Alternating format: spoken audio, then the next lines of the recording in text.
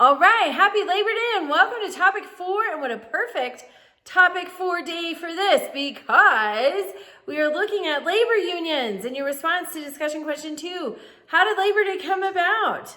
Google the history. It was in 1894 under President Grover Cleveland, but it was as a result of some of these fights of the labor unions that we are reading about in this very topic. So, welcome, industrialization, business, and labor. So remember, when the country first started, it was very agrarian, and there was lumber, fur, different industries that were very closely tied to the land. Now things are changing. People are moving to cities. Originally, when our country first started, it was like in 1800, I think it was close to 90% lived rurally. Today, fewer than 2% of our population lives on working farms and ranches.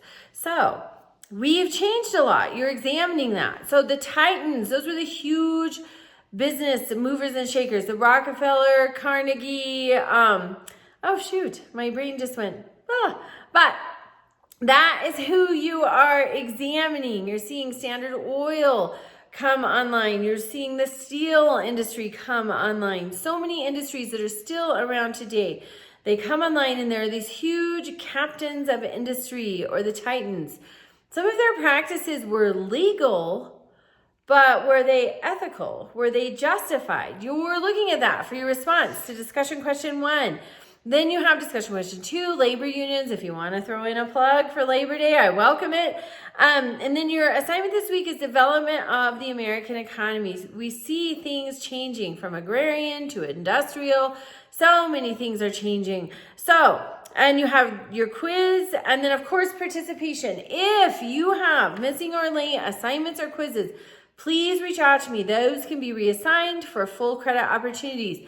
When you go to turn in your assignments, if the similarity score is high, you need to revamp that. If it is more than 50%, you're probably going to get a 0, and be encouraged to revise and resubmit, because these need to be your takeaways. You should be able to put them into your own words. If you're doing the reading every week, you should have your own words, your own opinions, your own assumptions that you formed while you're doing the reading that help you answer these questions. A high similarity score indicates maybe it's been copied from somewhere. So try to put these things in your own word. Of course, credit must be given for sources we consult. Even if you paraphrase a source, you still need to list that source. You need to be in the habit of giving credit where credit is due. All right, reach out with questions and have a great week.